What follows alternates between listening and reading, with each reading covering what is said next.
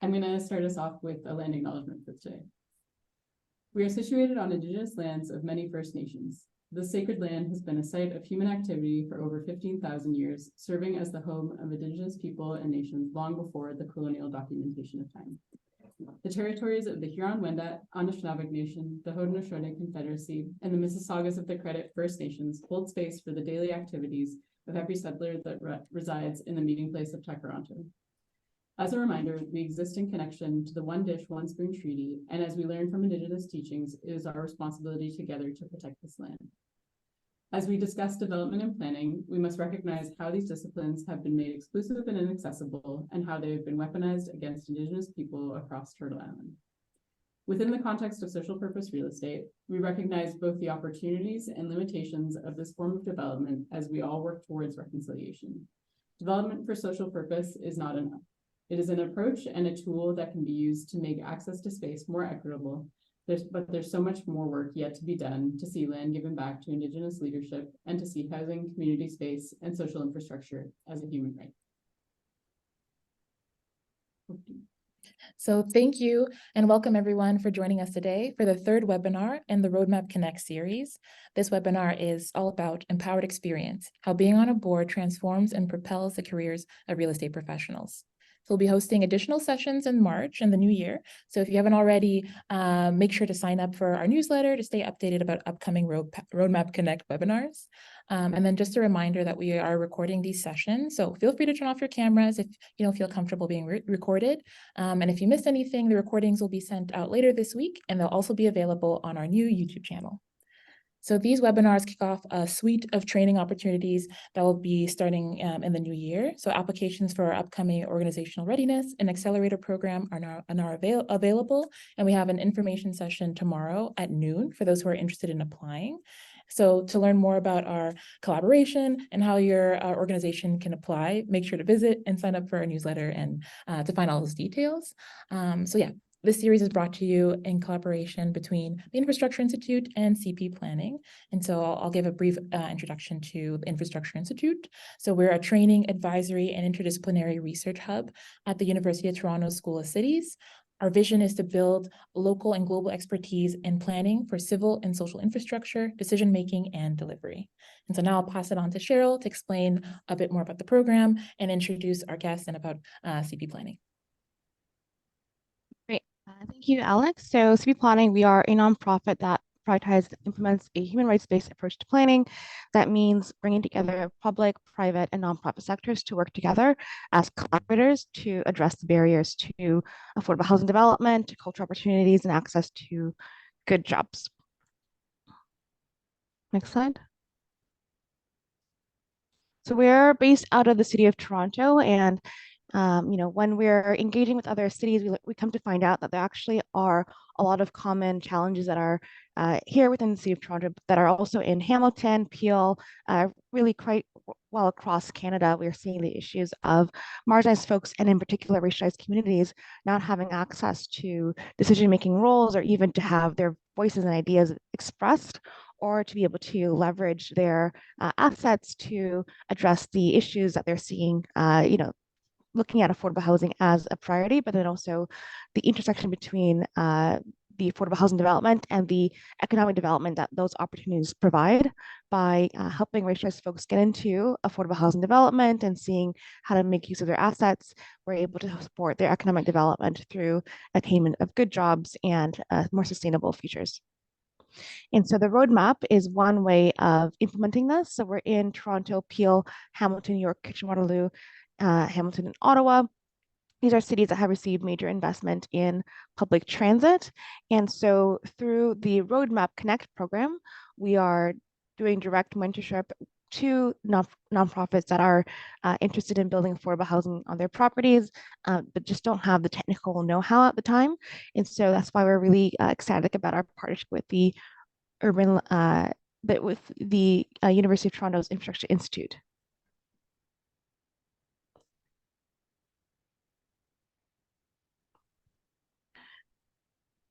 So for today's session, we'll be discussing the empowered experience, how being on a board transforms and propels the careers of real estate professionals.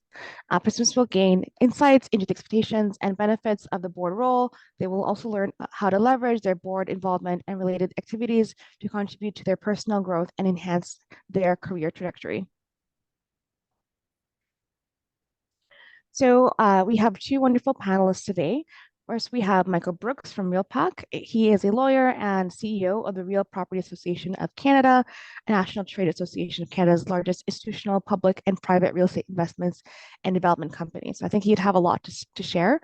He's also been a board member of the Toronto Foundation and World Green Building Council. So he can speak from the technical and industry professional experience within the real estate sector, as well as being someone on a board. And we're also really grateful to have Selena Raji from York University Development Corporation. She is a city builder who has, you may have seen her around. She's been at Create2, where she was the Vice President of Development. She was also a leader with the with Civic Actions. They had their the Diversities program.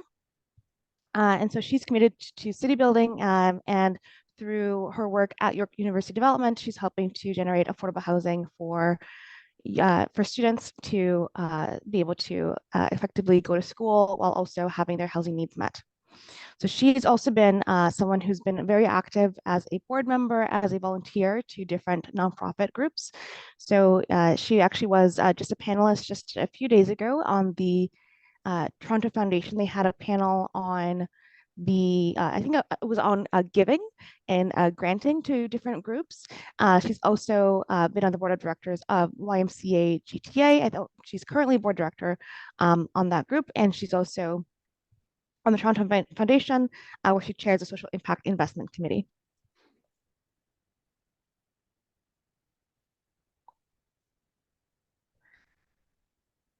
So I just see that my laptop actually needs to charge. Alex, can you please ask the first question? Sure thing. Just give me one moment. Let me pull them up.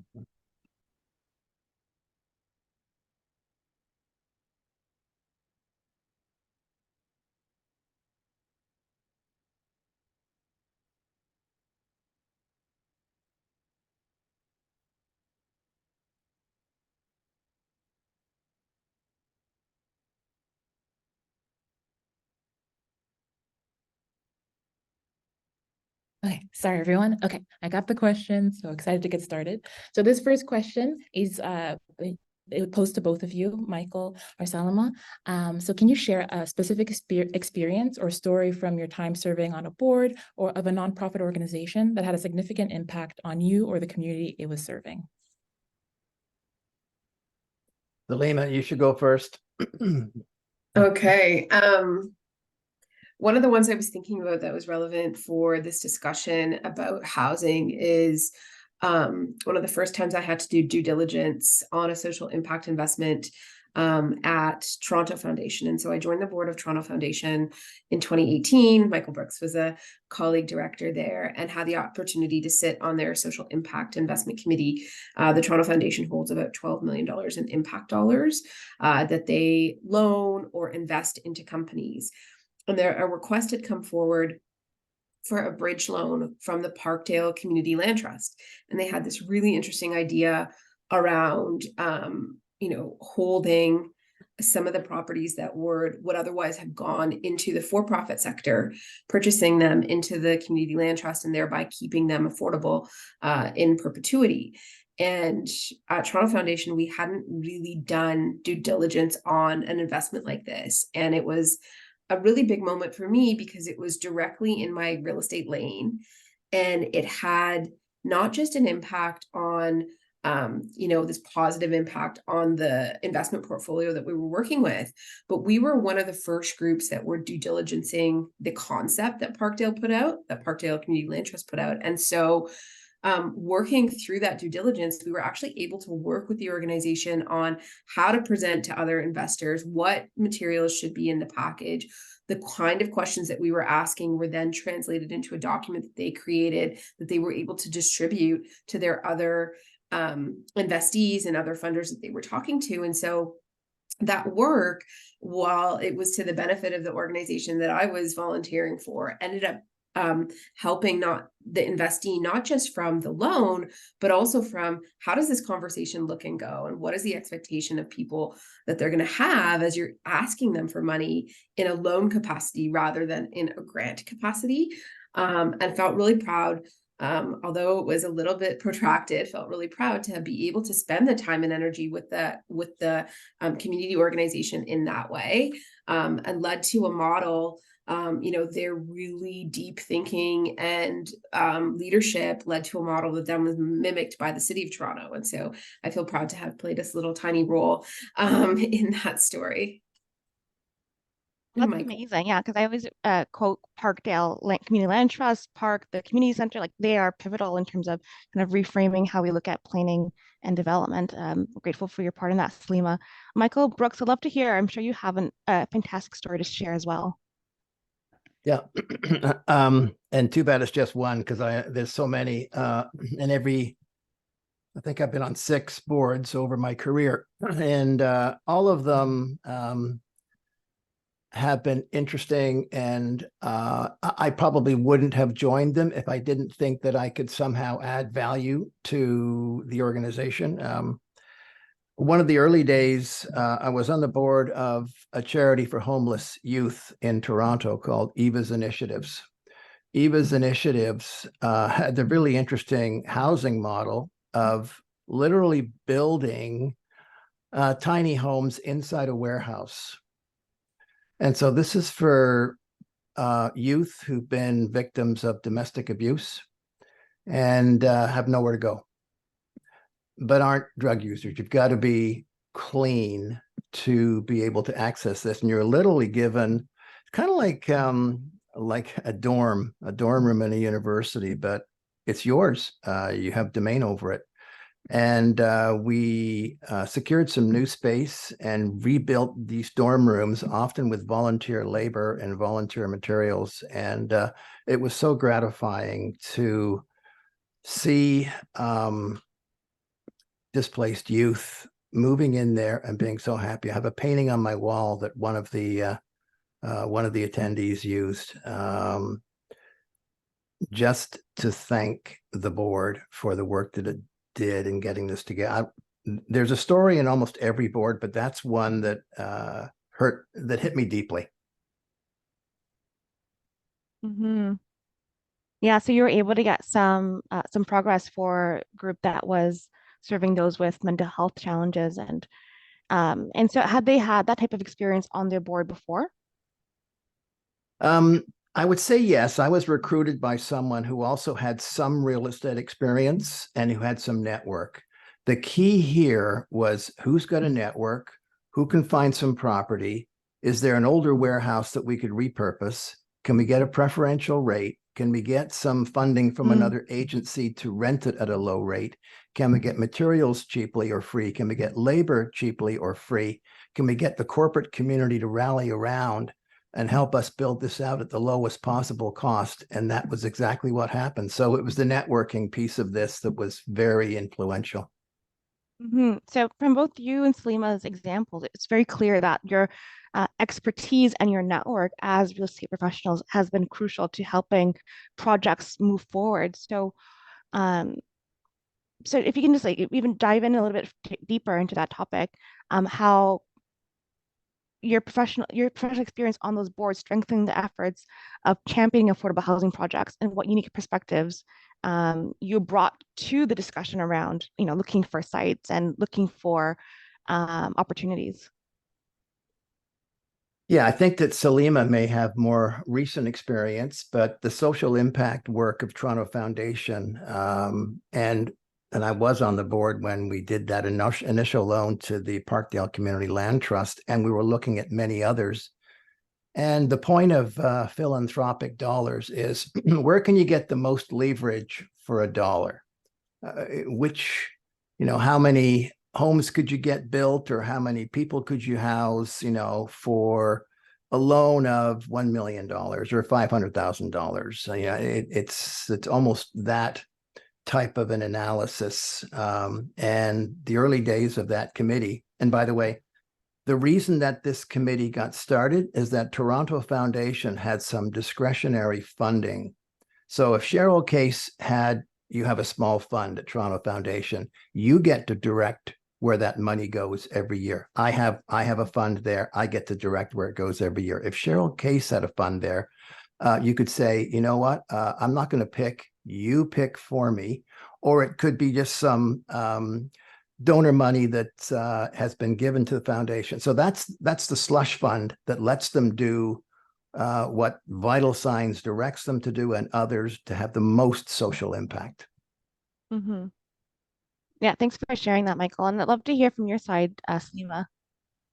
Yeah, absolutely. I think like the real estate professionals on boards, whether the organization is directly connected to housing or not, whether they're working on mental health supports, food security, the actual housing delivery, whatever aspect of programming, we live in physical place. Community happens in physical spaces. It's a skill set that's relevant, regardless of the actual purpose of the nonprofit. There's this foundational element of place. And in our society, that in our real estate world, where it's a complex skill set, it carries a lot of financial value. Real estate does, right? It's often a huge part of operating budgets of nonprofits is where they're directing their rent dollars, or their, renting a venue or whatever it is that they're doing.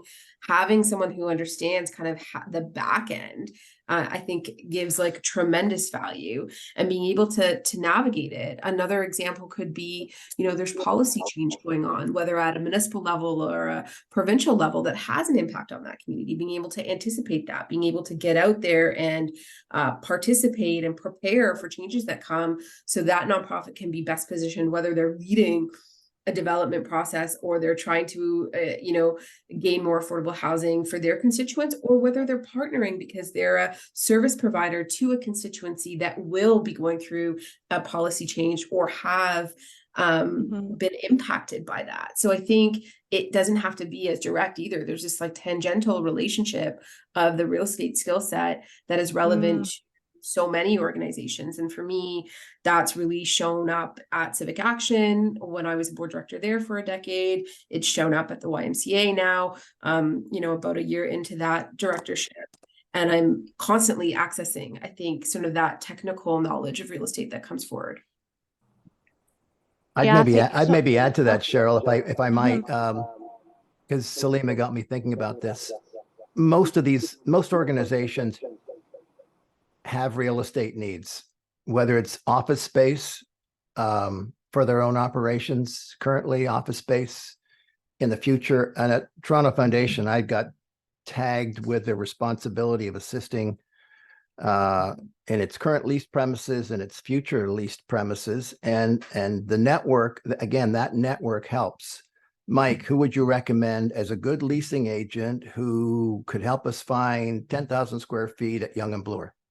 Michael, who would you know at the City of Toronto that could help us maybe get some Section 37, now community benefits money, to lease some space near the Toronto core so we can have access to our donor pool?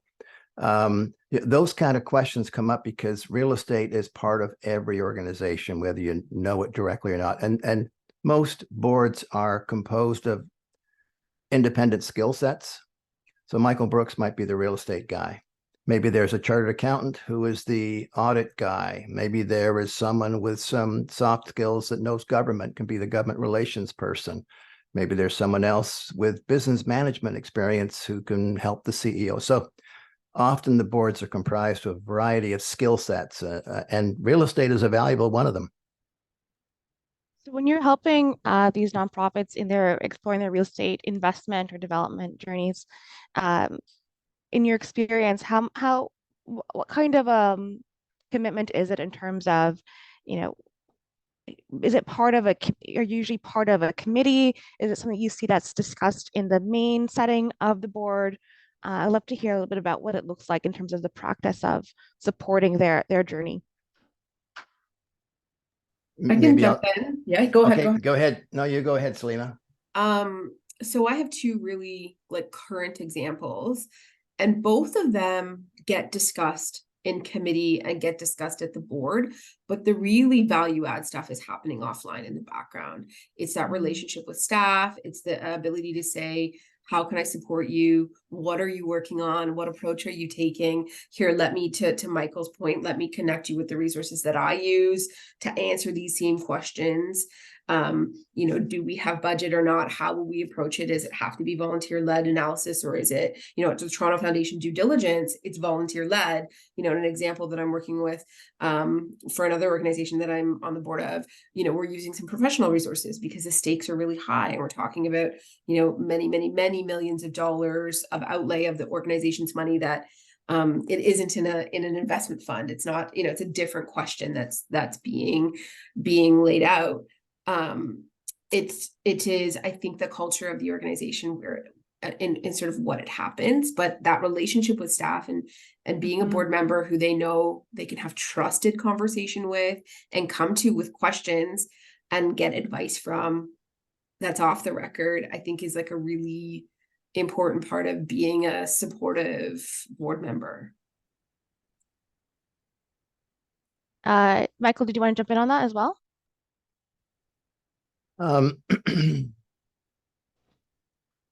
Yeah, I would say every board I've been on has been different. Different in terms of what their strategy is, different in terms of how they're asked to interact with management. And you have to find your role. I absolutely agree with Selima that the board sessions themselves are just the tip of the iceberg. And it's an opportunity for you to offline get to know senior management, and you should, and get to know your board members, particularly your board chair, and get a feel for what's their vision of how you add value to that organization, and what's the commitment. So again, I'll pick on you, Cheryl. If someone asks Cheryl Case to be on a board, you're going to think to yourself, maybe you've got a partner says, well, hang on a second, like how many hours is this going to be? You're going to be gone, every Thursday night so, you have to make sure that number one, you're passionate about this cause. Number two, you have the time to devote to it, and the energy to devote to it. And number three, you think you can add value. So that's what I would say, big picture about, at least in my experience. So you said it's been arranged. So you mentioned every Thursday. So have there been circumstances where you have been meeting every Thursday on a project? By being on a board? Only on particular projects. And if it's a phone call, of course, those happen all the time between meetings. But you do have to think about in my case, how many boards do I want to be on? What's the travel commitment? What's the time commitment? What's the homework commitment before the meeting? On some boards, you'll get a binder that's 4 inches thick of things to read before the board meeting. You got time to do that? So, you have to think about that as well. Also, how many committees you have to be on for the board, right? Like each board is likely made up of many committees, and a board membership also means committee membership. Some boards say one committee, some boards say multiple committees, and that kind of adds to the workload exponentially. The board meeting itself is sort of the culmination of what's happening in committees. In my experience in the committees, you have much more open conversation. And so you might have a little bit more of the brainstorming, the dialogue, and then, okay, I'm going to go out and do the work offline, versus at the board meeting where it's really, fundamental questions being addressed, strategy questions being addressed, things of major consequence to the organization. But in the committees, you're getting it into more the minutia of, may not have that significance. It may not come up in the board meeting, but you still have that chance to interact and provide your knowledge base.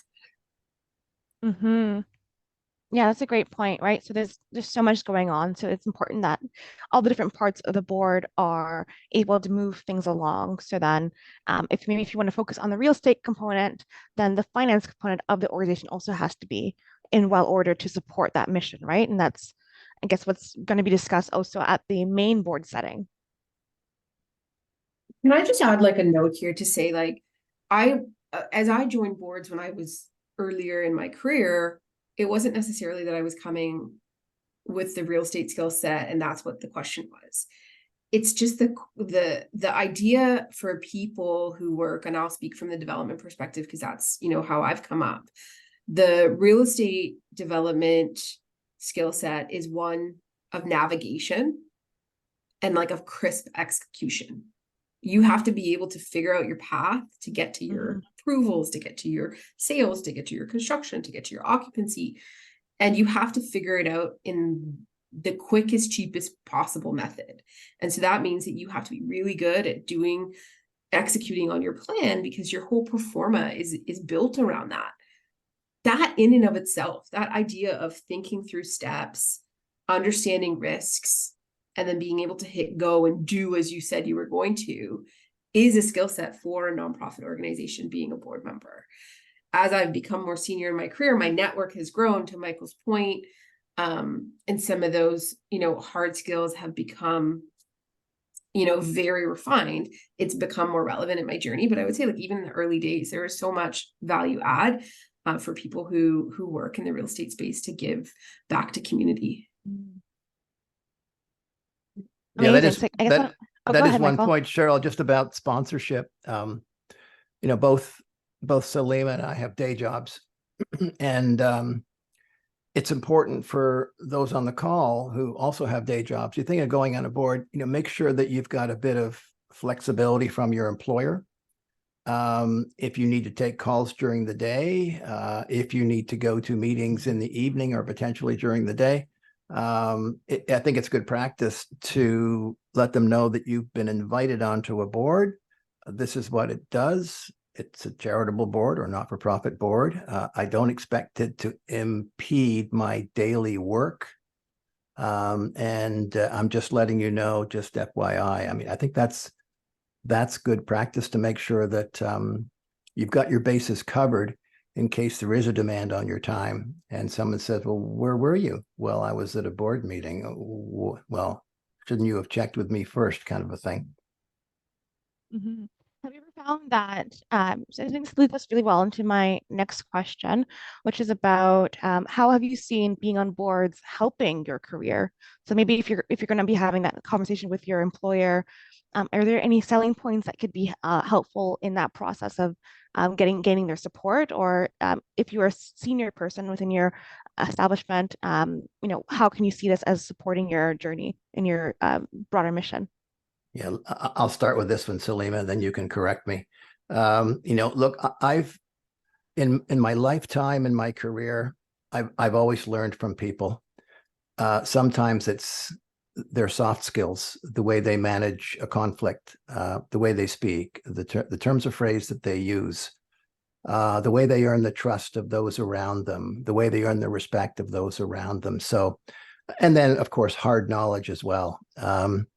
And the network that you gain. So I've always seen it as a bit of an opportunity to listen to different perspectives and different approaches. And I think for me personally, it's helped me to grow in developing soft skills. How do I get along with people? How do I deal with someone who has a different viewpoint than I do? How do I make that into a nice conversation and not an adversarial conversation? So for that point alone, I think it's always worthwhile to be doing these kinds of things. Thanks for sharing that, Michael. I mean, I have the exact same answer as Michael, but I would say as a woman in real estate, as a BIPOC leader in real estate, the opportunity to serve on a board where, you know, I didn't have access to how does decision making happen? What does governance look like? You know, those things are so pro forma on boards. It's subconscious learning. It's like, it's a conscious learning, but it's also subconscious learning of how does all of these things happen? And you take that back into your professional world and you have this experience or this set of knowledge that is so directly applicable. I think also specifically sort of with the BIPOC lens, like it reinforces my voice has value. Mm. You know, my insights are insights, you know, and that might not happen so directly in your day-to-day work. When you're sitting in a volunteer capacity on a board, they have invited you to be there. They want you there for your specific and unique perspective. You feel that a lot more directly, and I would say a lot more often.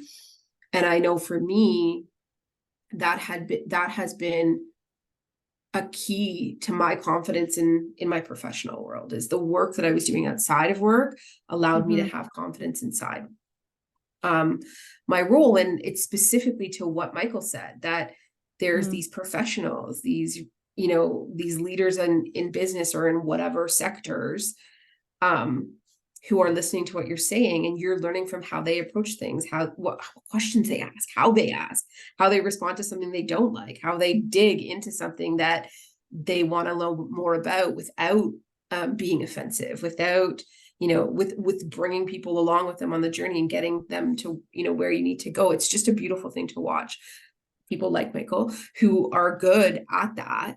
And learn from all of the diverse ways that people do things. Because in your job, you have one boss, maybe two, and you're only getting it from one or two. When you're on a board, you're getting it for 10 or 15, you know, other people. It's really remarkable learning. Yeah, thanks for bringing up that point around, especially the position of a BIPOC person as a woman. I'd love to hear a little bit more about that. So, you know, we've seen the stats about how racialized folks were not often found on boards, also women. There's also a lack of women found on boards as well. What were there like, how did you first get into being on boards? What was that impetus for that? And then I'd love to learn about you know, what supported you in terms of being able to stay on those boards? Were you fortunate to have really great board members, or did you have other networks of support who helped you along the way in terms of being on these boards? Yeah, so I think for me, service has always been something, whether it was serving on a board or just volunteering. I started out volunteering when I was really young, you know, knocking on doors for the Heart Stroke Foundation, and doing all kinds of volunteer roles like that in high school, and it just sort of was this natural progression. My parents are immigrants to this country. It was really real for me what this country had given our family. And so it's just this deep-rooted value that both me and my older brother have, and he gives a lot of service as well. I started out, my first board in Toronto was an organization called Day Trippers. And it was a little organization that was raising money so that kids could go on field trips. And I resonated with that because I thought, I have this beautiful life, and it could have so easily been something different if I wasn't, you know, if I wasn't raised by a mother who happened to be a registered nurse and got that training when she was in Africa. Like, there were so many happenstances in my life that let it turn out to be the way it was. I really understood the opportunities that I had and wanted, you know, I was driven to make sure that, you know, as many people as possible could have those opportunities. Day Trippers to me led to a curiosity in housing. And so I started volunteering with Homes First, which is a homeless shelter charity, and sat on their foundation board because I wanted to understand, you know, kind of the spectrum of housing. This is over a decade ago. And then, you know, kind of just rolled from there. Just one interest led to the next. And so, again, the point that Michael made about there has to be, you know, a reason in it for you, because you do have to give a lot of yourself, was key. The other part of your question is what allowed me to keep doing it. I think I've had really supportive, you know, people in my life that understand, you know, that part of giving is so much fulfillment. So I might have less of a social life, or I might do a little bit less sleeping, or, you know, just, you know, wanting to have service as a part of my value system has been what has driven it. And then the last thing I'll say on that point is just right now I'm a mother of two, a son who's almost 5 and a daughter who's 7 months. And it is so incredibly difficult to have that role as a mother, and then have a job and do work in the community. And so I can appreciate why, you know, there are less women, because it is not an easy balance to strike. Yeah, I mean, yeah, there's a lot wrapped up in terms of being a woman and in terms of, you know, balancing your work and life and then also your commitments to community. So, you know, really fabulous that you're able to do what you're able to do currently, and then really respecting if anytime you need to, you know, take a step back to focus on your child if in terms of your work-life balance that's needed. So one thing that you just mentioned is your time as a volunteer on a board actually is what got you into housing. Is that like it, maybe there are other things as well, but that was one thing that stood out for you in terms of an experience. Yeah, totally. I I I was really interested in housing, so I was volunteering. I had happened upon Civic Action, which back then was called the Toronto City Summit Alliance, had participated in their Diversity Fellows program, and through that, you know, really started to get exposed to David Halchansky's work. And I had this curiosity around housing. I had worked at Harbourfront Center as an arts programmer, and you know, the waterfront was being developed around me. My father worked in flooring, and so I sort of had been around contractors younger in my life. I you know, sort of these It's just pieces. funny because my dad works in flooring, so it's just funny that you mentioned that Okay, he there does you go. tiling. So Yeah. both of us have that same link.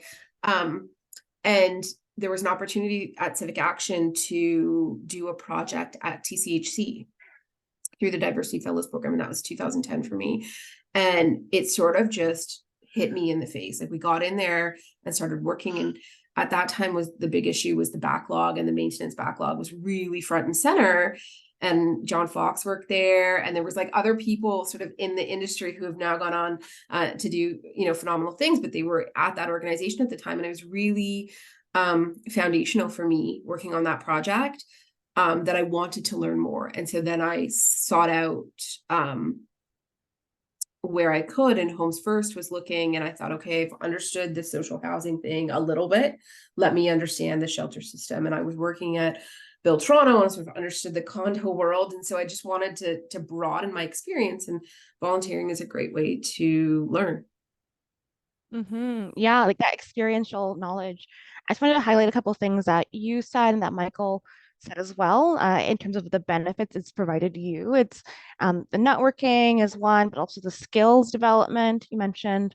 You know, within the technical real estate profession, oftentimes it's technical knowledge. Also, we have a great hierarchy within our institution to be able to work in a more collaborative environment. Is a new skill set, knowing how to negotiate and collaborate in that type of dynamic, and bringing those social skills back to the everyday work has been a really valuable skill. And then also just opening up your mind to new things, right? So if the nonprofit, you know, real estate development is not their core mandate, it might be something that they're interested in. So by being in that environment, you can be able to learn more about food security, about, you know, community services, um, and that in Salima's case has brought help to in her journey in towards of housing, but also for other folks can lead in terms of towards other trajectories in their career. So just wanted to open up to the folks to let you guys know we will have opportunity for the audience to ask questions as well. So if you have any questions you'd like to ask, please enter into the chat. I have a couple of questions left on my side, so I'm going to jump into my next question very shortly. So I'm going to jump to the next question. And as I see questions jump in the chat, I'm going to jump directly to that. So my first question towards the end of this conversation is to Michael. So, you know, the roadmap, we're really focused on helping nonprofits led by racialized folks get into affordable housing development. We found that, you know, while they may be in many ways very connected to those who are seeing housing precarity, when it comes to identifying how to solve that problem, that's where that we find there's a huge gap. And so when we looked at nonprofits that were able to successfully move from ideation to committing various steps in the affordable housing development journey, they had real estate professionals on their board. And so, there's a difference in terms of the scale between United Way versus a small grassroots group. They're both working on a mission around poverty reduction and in communities coming together and living vibrant lives. And so how can we also support when these racialized folks come together to establish a nonprofit and move forward in implementing their mission? So I understand, Michael, you have a bit of a story to tell about what you found in terms of working on a nonprofit board that is led by racialized communities. Yeah. So, Michael. yeah, Sorry. I'm here. Yeah, actually, I was hired when I was I was recruited at Toronto Foundation. The gentleman running it was a member of the BIPOC community. And I was recruited because a previous board member with real estate experience stepped down, and they thought they needed someone with real estate experience to step in, as I've mentioned before. The not-for-profit housing piece, if I just go back to my experience with, a bunch of them. Salima, I used to do all the legal work for YMCA and the GTA. I've probably built most of their community centers in downtown and midtown. You probably don't know, but I was negotiating against them with them for the Richmond Street location. For the Waterworks building? Yeah, yes, that's right. Yes. Yeah, so I know that group pretty well. I was on the Salvation Army board. We did some real estate work with them. I've mentioned Eva's initiatives with the work they've done. So amazing. Yeah. No, Eva was started by a Black woman. That's correct. Yes. Yeah. Yeah. It's a terrific charity. I think my main claim to fame with Eva's is probably the fact that I started a hockey tournament with them as the prime beneficiary, which brings in $250,000 a year to fund their operations. In fact, I think it's up to 300 or 350,000 now. And that was a group called Hockey Helps the Homeless. And Hockey Helps the Homeless has a tournament, in York Region. They have a tournament in the west side of the GTA. They never had a downtown tournament. So they never had all of these rich law firms sponsor a team or the big accounting firms. So why don't we have something downtown? And why don't we get, some of these wealthier firms to use their network to raise money? And so that was almost an accident, but it was wildly successful. And now it's, I think, one of their main sources of income, of cash income for that organization. But Cheryl, given the work I'm doing now federally and trying to get more affordable housing initiatives through our National Housing Accord, it's difficult, frankly, being a not-for-profit trying to build affordable housing these days. It's a highly fragmented industry. The average size in terms of number of units owned by a nonprofit, I was shocked to find, is 50 units. That's the average size of a not-for-profit. And a lot of it's, church sponsored or, local community sponsored. So they maybe have one affordable housing project, and maybe it's in Bobcaygeon or Lindsay or Guelph or somewhere else. And even some of the biggest not-for-profit owners, I'm thinking Kiwanis, the Kiwanis Group out of Hamilton, only 3,000 units. They would be in the top 5% of not-for-profits running affordable housing. So one of the national problems that we have around not-for-profit housing is scale. We need the group to get bigger. We need a Brookfield of not-for-profit housing. We need something that's big, where there's some economy of scale in terms of their access to capital, in terms of the skill sets they have on staff, all of those things. And that's a bit of a challenge. Yeah, definitely agree with you in terms of the scale piece, right? How do we bring together these nonprofits or to joint projects or, whatever the solution is? There's a lot of benefits towards coming together. I know that the Center for Community Housing, the Community Housing Transformation Center is doing some really great work on bringing together. I think they have through their Planche project in Quebec, and they're just starting to look into doing some things here in Ontario as well. Yeah, the national association that coordinate with, and they're very good, is called Canadian Housing and Renewal Association. With Ray Sullivan runs that, and they have training programs. They're actually a very well-run organization. And for those on the call interested in getting more resources around how do I do this, that would be a great place to start. Yeah, great. Thanks for sharing that, Michael. So, the story of bringing in that different perspective of, if we're trying to do a fundraiser, how do we attract those folks who are going to be able to, pay $100 per table or whatever, have it, right? The lawyers and the folks of that professional experience and position. So I see we have one question in the chat. How can a new real estate agent contribute to this noble social cause and make a living? Are there any real estate brokerages specializing in such a cause? Delima, I'm not aware of any. Yeah, I'm just racking my brain right now. Real estate brokerages. Well, there are, I don't know if there's brokerages, but I think that an agent could be valuable for an organization that holds condo units or others, that ends up leasing them to their constituents, and sort of holds that pool of, the idea of like, how do you structure the lease, and what does tenancy look like, and how do you reset a unit? And there's probably like a lot there.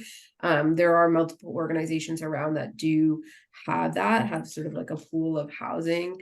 The city for a while, in its early days of thinking about affordable housing, would often have condo owners, like developers, dedicate floors of units or to co-ops or to nonprofit organizations. And so that definitely exists in our space. That would be the closest thing that I could think. Yeah, so it sounds like you can definitely try and see through experience, and maybe get back to us around how that's going. We are working on developing a program to support real estate professionals interested in being on nonprofit boards. So please get in touch. Are there any questions in the chat? I'm not seeing any. What is the name of the organization Koalis?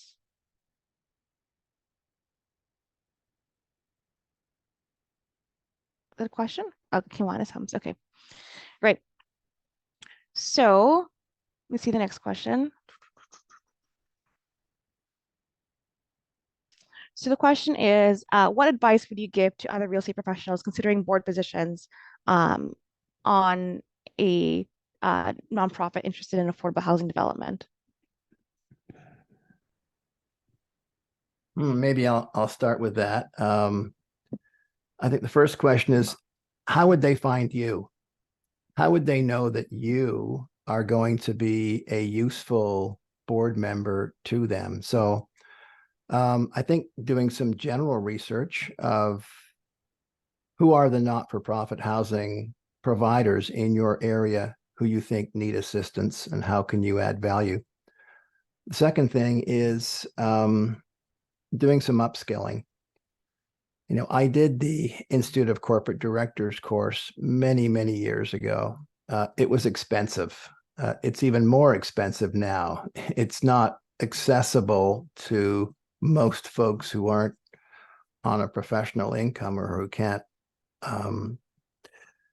have their employer fund it. But there are online resources which are very useful, and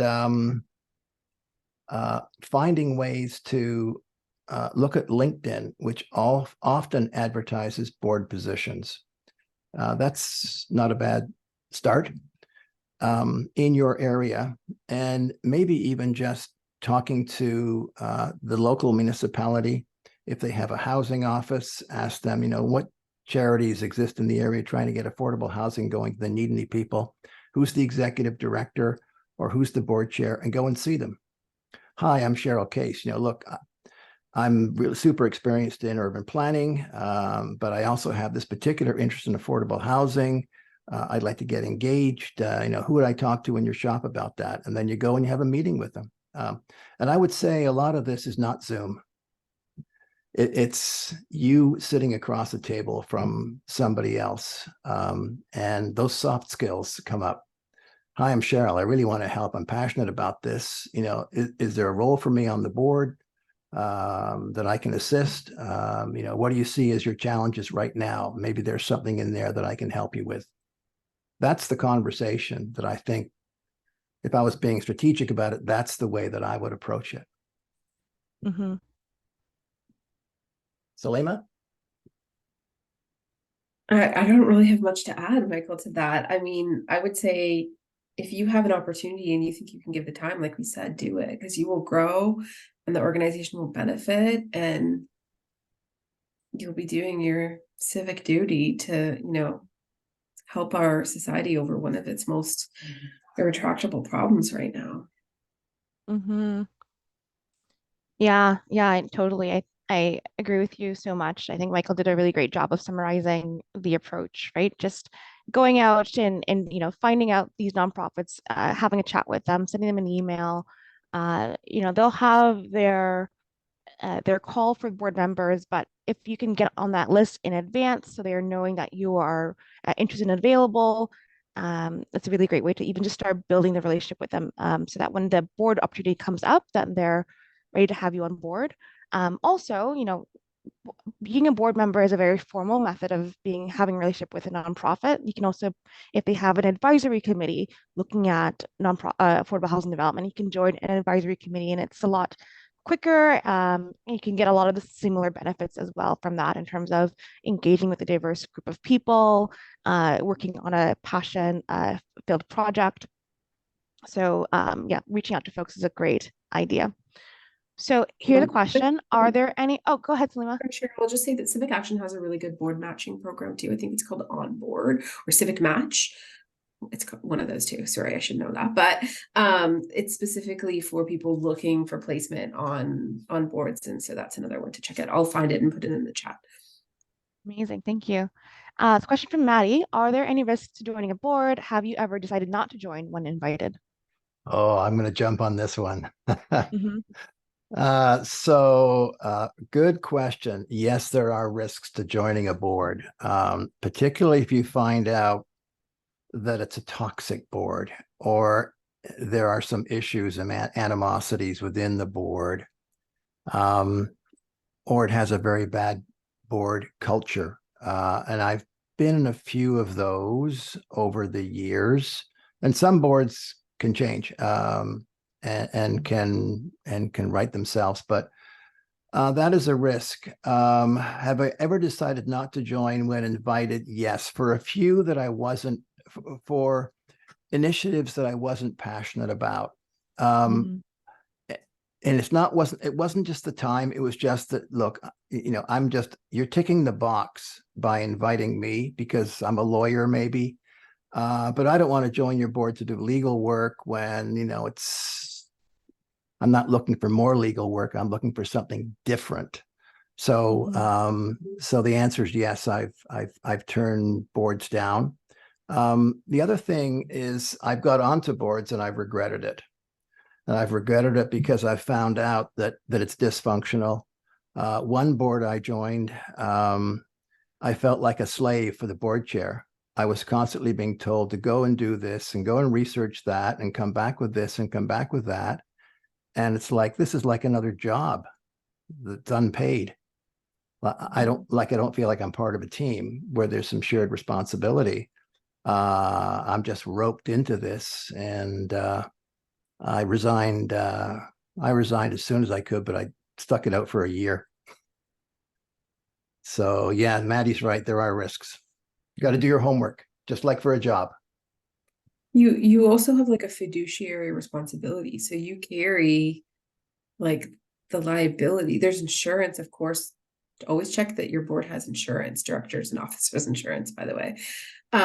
But you do carry the responsibility of the organization in that fiduciary conversation. So it's like you have to be there, right?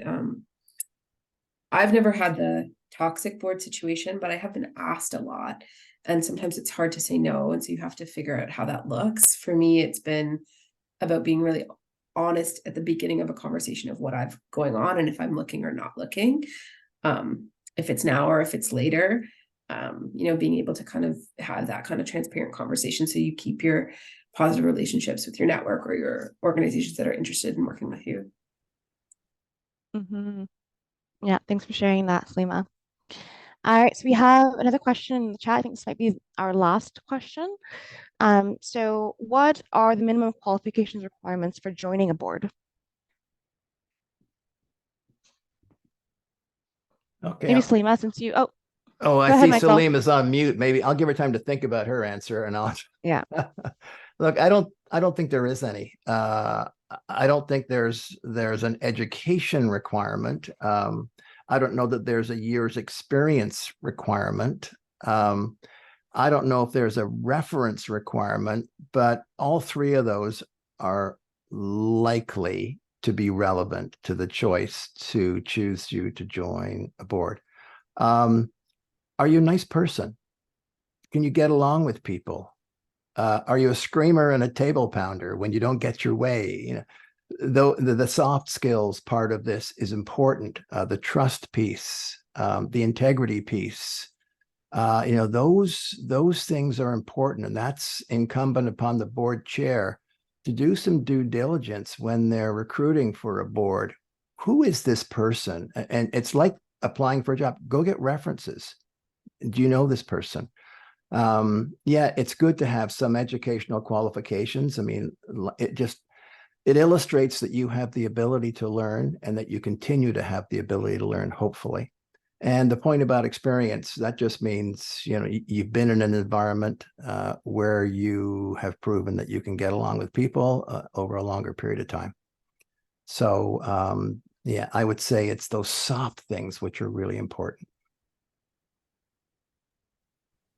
Salima? Mm-hmm. Yeah, I would agree with everything you said.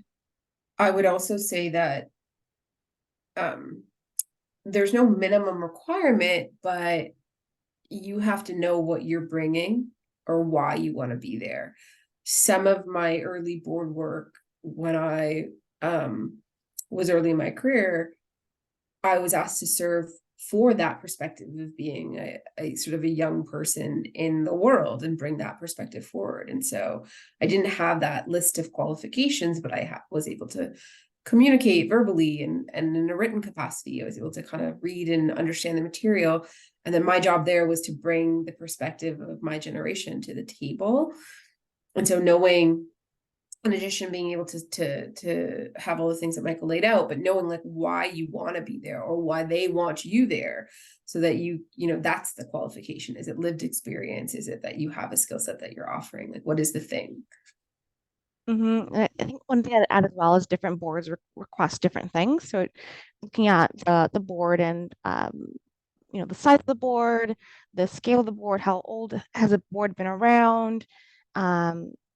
Those are some of the factors that will influence in terms of if you feel like you are someone who would be accepted to be a part of that board, right? Because as Michael mentioned, they're going to look at your references, and Salima as well, right? They're going to look at your references. So if you're thinking about, well, who else is on the board currently, also can be a good indicator for the types of voices that they're looking for. But it's not necessarily going to be a 100% indicator that this is who they have now, this is who they're going to want tomorrow. So these are just some of the things to consider. But having a conversation with them would be very helpful, as Michael noted, right? Just to get a sense of what they're looking for, perhaps even in advance of preparing a formal submission or inquiry. So it's now 2:00. So we really blazed through this hour. It's been a really great conversation. Thank you so much, Salima and Michael, for your time and for sharing your expertise and your experiences. It's been a really great learning experience for me, and I definitely can see for the folks in the audience who've asked those questions. So thank you so much, everyone. Yes, could please share your gratitude in the chat. Thank you so much, and thank you again to the School of Cities. Infrastructure Institute for coordinating this panel. It's been a really great time connecting with you on this partnership. This is our last panel for this section of the webinar series of Roadmap Connect. We'll be having some more conversations coming up in the new year, so please stay tuned. Make sure you're subscribed to our newsletters.